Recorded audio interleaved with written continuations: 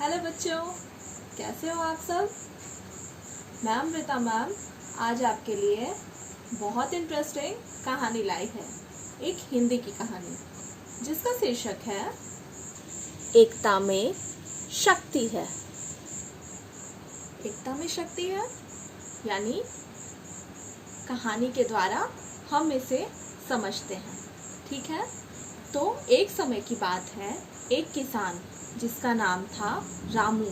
रामू के 4 बेटे थे। रामू बहुत बूढ़ा हो गया था और उसके बेटे सब बड़े थे और सारे यानी चारों बेटे हमेशा लड़ते झगड़ते रहते थे।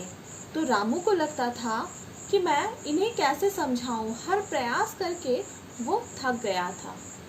बार बार बोलते थे बच्चे को कि तुम लोग मत लड़ो और एक साथ रहो, लेकिन रामू की बात वो नहीं समझते थे।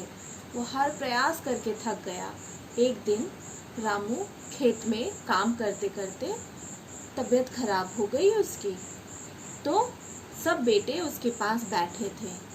तो रामू सोच रहा था कि मेरे जाने के बाद मेरे चारों बच्चे क्या करेंगे, वो खेती कर पाएंगे या मेरा घर बर्बाद हो जाएगा। तो उसे एक सुझाव आया।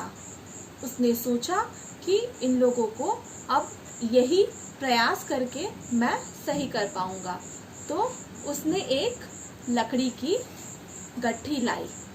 गट्ठी यानी ढेर सारी लकड़ी।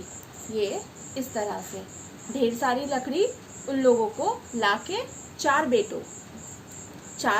बेटे थे उसके, चारों को लाके एक एक बार इसे बोला कि तोड़ो इस लकड़ी को।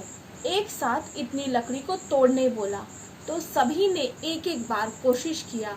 सबसे पहले सब एक दूसरे को बोले तुमसे क्या होगा, मैं तोड़ूंगा।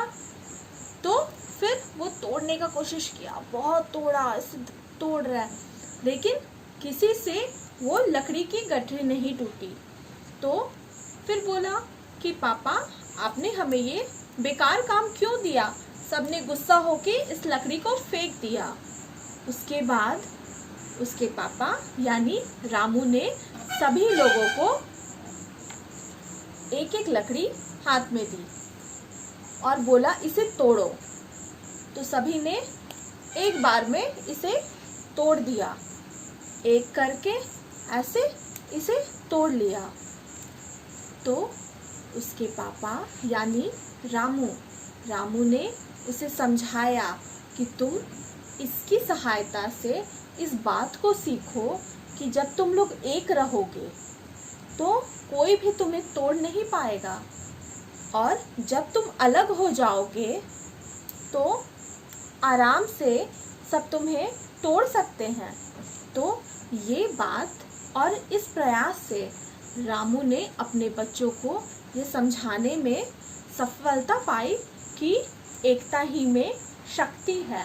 फिर चारों भाई मिलकर अपने पापा यानी रामू के खेत को सींचा, उसमें अनाज बोया और उससे बहुत अच्छा फसल उपजाया। तो हम समझते हैं कि एकता में ही शक्ति है। Thank you.